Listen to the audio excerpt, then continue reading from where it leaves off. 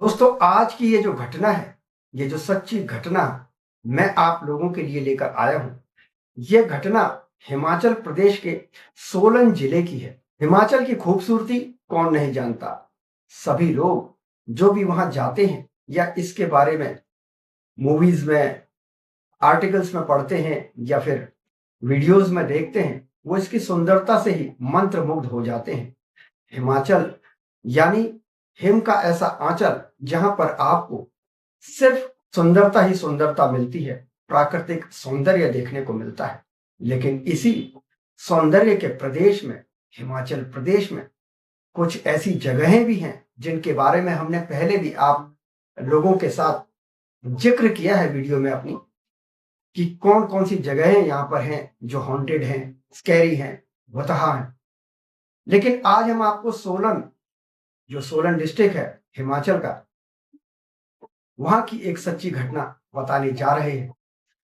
मित्रों, ये कहानी कुछ ऐसी है कि ये आपको सोचने पर मजबूर कर देगी कि क्या ऐसा भी हो सकता है।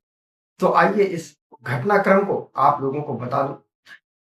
सोलन में आकाश नाम का एक लड़का रहता था और उसकी बहन थी जिसका नाम था रुक्मा।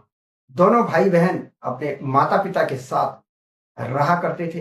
दोनों ही बड़े थे, यानी शादी के लायक थे।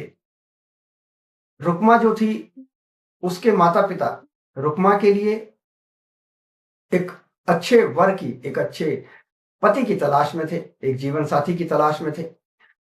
और उन्हें वो जीवन साथी यानी रुक्मा के लिए एक पति, अच्छा लड़का मिल भी गया था और उससे रुक्मा की शादी होने वाली थी। ये खबर रुक्मा को जब पता लगी, रुक्मा के माता पिता ने जब रुक्मा और आकाश को जब ये बात बताई कि रुक्मा के लिए लड़का देख लिया गया है और 1 या 1.5 महीने में शादी हो जाएगी, तो रुक्मा को बड़ा आश्चर्य हुआ। उसने थोड़ा विरोध किया कि वो अभी शादी नहीं करना चाहती है, लेकिन घर वाले नहीं मान रहे थे। ऐसी स्थिति को, इस स्थिति को भांपकर रुक्मा ने क्या किया, आकाश से यानी अपने भाई से इस बारे में बात की और उसने अपने भाई को बताया कि उसका अफेयर किसी लड़के के साथ चल रहा है और वो उसी से शादी करना चाहती है, न कि वहां जहां माता पिता ने शादी के लिए बोला है।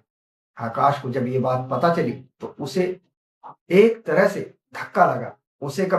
वो कभी सोच भी नहीं सकता था कि उसकी बहन किसी के साथ इस तरह अफेयर में हो सकती है। आकाश ने अपने माता पिता को ये बात बता दी और उसके बाद रुक्मा पर पाबंदियां लग गई, यानी रुक्मा का घर से बाहर जाना अब बंद हो गया था। यदि रुक्मा घर से बाहर जाती भी थी तो उसके साथ उसकी माँ, उसके पिता या फिर उसका जो भाई था आकाश, वो साथ में होते थे। अब वो उस लड़के से नहीं मिल पा रही थी जिससे वो प्यार करती थी या जिसके साथ उसका अफेयर था। खैर, वो दिन भी आया जब शादी हो गई। जिस घर में माता पिता चाहते थे कि रुक्मा की शादी हो, उसी लड़के से उसी घर में रुक्मा की शादी हो गई। रुक्मा अपने ससुराल चली गई। अब आकाश बचा था, वो अपनी जॉब करता था। 1-1.5 साल के बाद आकाश के जो माता पिता थे, उन्होंने आकाश से कहा कि बेटा, अब तुम्हारी भी शादी करा देते हैं, समय हो गया है। जल्द ही तुम्हारे लिए एक अच्छी लड़की देखकर हम तुम्हारी भी शादी करा देंगे। और ऐसा हुआ भी। आकाश के माता पिता ने एक लड़की जिसका नाम समृद्धि था उसे देखा, उसके घर वालों से बात की और फिर बात बन गई तो दोनों का विवाह भी नियत तिथि पर तय हो गया कि भाई इस समय शादी होनी है। शादी में सभी लोग आए, लिहाजा जो आकाश की बहन थी रुक्मा, वो भी आई, उसके घर वाले भी आए। शादी वादी हो गई, सब हो गई और उसके बाद मेहमान सब चले गए वापस। शादी होने के बाद थोड़े दिन तक थोड़ा सब कुछ ठीक ठाक रहा। फिर हफ्ते 10 दिन के बाद जो आकाश की पत्नी थी समृद्धि, उसके अंदर अचानक से चेंजेस आने शुरू हुए। यानी अचानक से ही वो रात को उठकर बिस्तर पर बैठ जाती थी, कभी हंसने लगती थी, कभी रोने लगती थी, कभी बिस्तर से उठकर रात को नींद में ही चलने लग जाती थी। दरवाजा खोलकर, जो घर का मेन गेट था उसको खोलकर भी बाहर की तरफ जाने की उसने कई बार कोशिश की थी। आकाश अब इस चीज से परेशान था कि आखिर ये रोज रोज होता क्या है। रोज रोज आधी रात में 12-1 बजे के आसपास ये उठ जाती है, हंसती है, कभी रोती है, कभी चलने लग जाती है। ये सब क्या है, ये उसके कुछ समझ में आ नहीं रहा था। और सुबह जब वो समृद्धि से पूछता था कि रात को तुम ऐसा क्यों कर रही थी, तो वो कहती थी कि उसे कुछ याद नहीं है। इसके बाद स्थिति और ज्यादा बिगड़ने लग गई जब समृद्धि खुद अपने हाथों को अपने ही मुंह से दांतों से काट लिया करती थी और अपने शरीर पर भी उसने जगह जगह घाव बनाने शुरू कर दिए थे। अब आकाश को चिंता होने लग गई। आकाश ने अपने माता पिता से इस बारे में बात की। तो आकाश के माता पिता ने कहा कि बेटा बहू को किसी डॉक्टर के पास आप लेकर जाएं और दिखाएं। आकाश ने ऐसा ही किया। डॉक्टरी इलाज भी चला, लेकिन उससे भी कोई लाभ देखने को नहीं मिला। स्थिति दिन प्रतिदिन बिगड़ती चली जा रही थी। और अब समृद्धि, जिसके चेहरे पर एक तेज था शादी के समय, जो बहुत सुंदर बहुत आकर्षक लगती थी, अब उसका चेहरा निस्तेज हो गया था। उसका चेहरा पीला पड़ने लग गया था।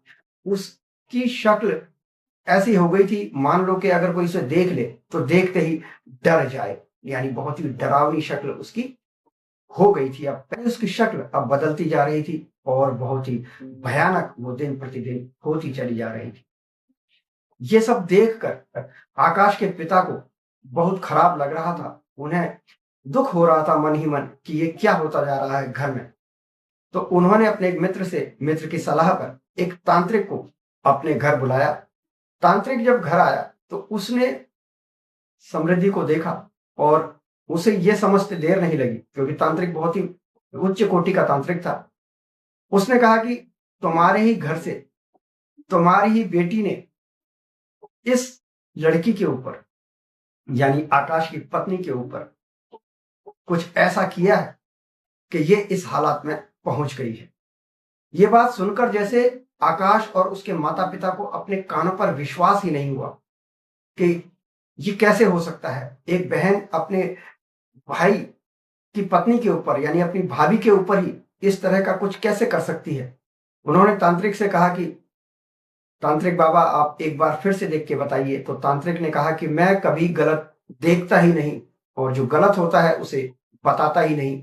आप अपनी बेटी से पूछें या उसे मेरे समक्ष ले आए, वो खुद ही मान जाएगी। अब तांत्रिक तो ये कहकर चला गया, लेकिन आकाश को अब समझ में आ रहा था कि उसने उसकी बहन की शादी उस लड़के से नहीं होने दी जिससे उसकी बहन का अफेयर था। और इसी बात से वो अपने अंदर नफरत पाले हुई थी आकाश के लिए। और आज जब मौका आया तो उसने ये नफरत अपनी भाभी के ऊपर पूरी निकाल दी, ताकि पूरी जो लाइफ है इन दोनों की, आकाश और समृद्धि की, डिस्टर्ब हो जाए, बर्बाद हो जाए। खैर, तो अब क्या था, अब आकाश के जो माता पिता थे वो रुकमा को लेने उसके ससुराल गए और किसी बहाने से कि हमें रुकमा कुछ दिन के लिए अपने घर में चाहिए, 1 हफ्ते के लिए भेज दीजिए, फिर हम इसको खुद ही छोड़ जाएंगे। उसके पति ने भी खुशी खुशी रुकमा को विदा किया। रुकमा अपने घर आई, यानी अपने मायके। और जब वो अपने घर आई तो अगले ही दिन जो तांत्रिक था वो इनके घर रुकमा के पिता के बुलाने पर आ गया। अब इस तांत्रिक को देखकर रुकमा को ये समझ में आ गया था कि कुछ तो गड़बड़ है। रुकमा ने अपने पिता से पूछा, पिताजी तांत्रिक क्यों आए हैं? तो रुकमा के पिताजी बोले कि बेटा ये तेरे ही लिए आए हैं। तब रुकमा बोली, मेरे लिए? तांत्रिक बोला, हाँ तुम्हारे लिए। तुमने अपनी भाभी के ऊपर जो ये ऊपरी किया कराया किया है, इसे उतार दो। रुकमा आनाकानी करने लगी, बोली मैंने ऐसा कुछ नहीं किया, आप ये कैसे कह सकते हैं? तांत्रिक ने कहा कि अपनी गलतियां मान लो, वरना अब जो मैं करूंगा वो तुम्हारी पूरी जिंदगी तबाह कर सकता है, क्योंकि इस लड़की को तो मैं बचाऊंगा। तुमने एक निर्दोष के ऊपर इतना बड़ा अत्याचार किया है, तुम्हें शर्म आनी चाहिए। धिक्कार है तुम जैसी बहन पर, धिक्कार है तुम जैसी बेटी पर। अब रुकमा की आंखें झुक गई थी और उसकी झुकी हुई आंखें सब बयान कर रही थी। रुकमा ने दरअसल किया क्या था कि ससुराल जाने के बाद उसने केवल और केवल नफरत पाली अपने भाई आकाश के लिए, और उसने ये सब चीजें, ये विद्याएं सीखी, तांत्रिक विद्याएं सीखी, और इस विद्या का उपयोग, इसका प्रयोग पूरा पूरा आकाश की पत्नी पर कर दिया, और इसीलिए उसकी हालत दिन प्रतिदिन खराब होती जा रही थी। तांत्रिक ने रुक्मा से कहा कि तुम्हें यहां बुलाने का जो मुख्य कारण है वो ये नहीं है कि तुम इसे ठीक कर सकती हो, ठीक तो इसे मैं भी कर सकता हूं। तुम्हें यहां बुलाने का मुख्य कारण यह है कि तुम जैसे लोग समाज के लिए घातक होते हैं। तुम अपने ही परिवार में कलह कलेश कराने वाले पापी और दुराचारी लोग होते हो।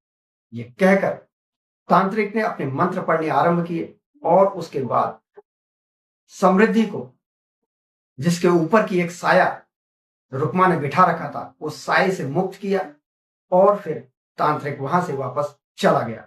ये परिवार, जो एक बहन ने पूरा अपने भाई का परिवार और अपने माता पिता को भी कष्ट दे देकर उनका जीवन बिल्कुल बर्बाद सा कर दिया था, अब उस बर्बादी से, उस डर और खौफ के साए से ये परिवार बाहर आ रहा था। और उसके बाद आकाश ने अपनी रुक्मा से, और आकाश के माता पिता दोनों ने रुक्मा से हमेशा हमेशा के लिए संबंध तोड़ दिया। रुक्मा बहुत रोई, गिड़गिड़ाई, माफी मांगी, लेकिन उसके लिए माफी की कोई जगह नहीं थी। तो मित्रों, आशा करता हूं ये सच्ची घटना आपको पसंद आएगी। यदि ये घटना आपको पसंद आई है, वीडियो आपको अच्छी लगी है, तो इसे ज्यादा से ज्यादा शेयर करें, और ध्यान रखें कि जीवन में कोई भी आपका अहित कर सकता है, आपका अपना भी, इसलिए सतर्क रहने की आवश्यकता है। मैं लेता हूं अब आपसे इजाजत, फिर मिलता हूं एक नई वीडियो में। नमस्कार।